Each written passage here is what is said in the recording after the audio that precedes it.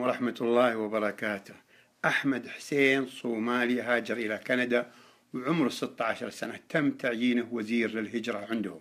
أوباما قبله هاجر إلى أمريكا وعمره 19 سنة، أخذ الجنسية وأصبح رئيس لأكبر دولة في العالم. اليوم سويت استفتاء في تويتر وقلت: هل ترضون إخوانكم الوافدين اللي عندكم من المسلمين ترضونهم يصيرون وزراء عندكم؟ الغالبية قالوا لا. طبعا العنصرية هي العنصرية، لا يمكن تغيير اسمها تحت أي مسمى آخر ولا تحت أي مبرر آخر. طبعا أنا أخبرت اللي بيدخلون في التصويت: هل أنت عنصري أو لا؟ ثلثينهم قالوا نعم، نحن عنصريين ضد إخواننا المسلمين اللي عندنا في الديرة. أنا واضح جدا في الاستفتاء، والإخوان اللي دخلوا في الاستفتاء واضحين جدا وداخلين على علم وقناعة. لكن تخيلوا لو الأخ الصومالي هذا عندنا في ديارنا، وش المجال اللي حنا بنفتح له؟ أظن يا بياع بليلة أو يغسل سيارات. العنصرية عندنا مو فقط في مجال التوظيف مع الوافد، في كل شيء نحن نتنفس العنصرية تنفس. تجدها في الرياضة، في السياسة، في الاقتصاد، في القبيلة، في العرق، في المنطقة، في اللون، في كلش.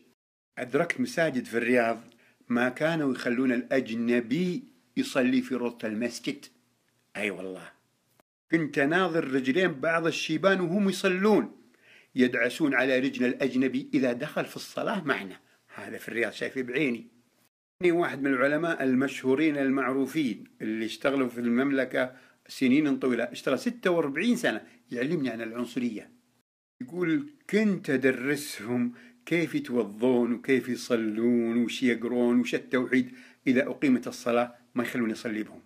يقول: أحيانا أتقدم إلى الإمامة فأصلي بالناس فيجي من يجرني وراء ويرجعني.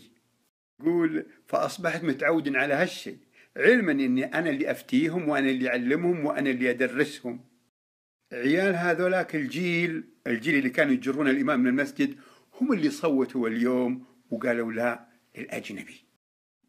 لولا الله ثم الأخوة الوافدين كان معظمكم ما يعرف يقرأ ولا يكتب ولا يعرف ربه. طبعا بيقول قايل منكم: ما علمونا ببلاش. أكيد، لكن وش قيمة المال اللي أخذوه مقابل العلم اللي أخذته؟ طبعا العنصرية موجودة في العالم كله، عادة في حاجتين: إما في العرق أو الجنسية. عندنا موجودة في 66 حاجة. أعرف قبائل ما يزوجون بناتهم للقبيلة اللي جنبهم، بناتهم وصلوا على 40 سنة. وينكم؟ وين عقولكم؟ عايض القرني يقول لي اسمعهم يقولوا مشاركين في معركة بدر ولا فاتحين السند ولا الهند، ما حولك أحد يا أبوي يزوج بنتك وبلا كلام فاضي. لهكم واللي يتكلم في الرزق كوم، هذا طول اليوم يحكي عن الرزق وإن الرزق بيد الله وإن الله الرازق، يتكلم عن التوحيد وإن الواحد يكون واثق بأن الله وإن الرزق ما ماخذها أحد. ثم جاء طاري الأخوان الوافدين قال: الوافدين كلونا. وين التوحيد أجل؟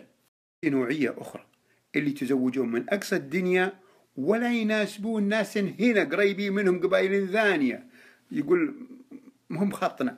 تكفى يا أبو خط، أنت تاخذ من أقصى الدنيا واللي جنب قطع الشارع ما تاخذ منهم، تقول ما هم من خطنا. أنا أشهد أن العقل نعمة. رفضوا أمر الله عندما بعث لهم طالوت ملكا، قالوا: ونحن أحق بالملك منه.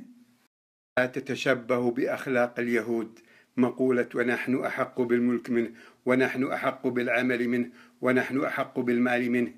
أمريكا وكندا عندما جنسوا أوباما ومحمد حسين ما كانوا يعرفون أنهم بيصيرون أصحاب مناصب، جنسوهم هم صغار بالسن. رد على كل واحد يقول لازم نجنس العلماء والمبدعين، هذا غير صحيح. أنت جنس اللي تنطبق عليها الشروط. أمريكا وكندا عندما جنسوهم ما كانوا يعرفون أنهم بيصلون هالمواصيل، لكنهم نجحوا. ليش حنا ما نقلدهم؟ خلونا نكون واقعيين وصادقين مع أنفسنا. العنصرية تجري فينا كما تجري الدماء في أجسادنا. السلام عليكم، تصبحون على خير.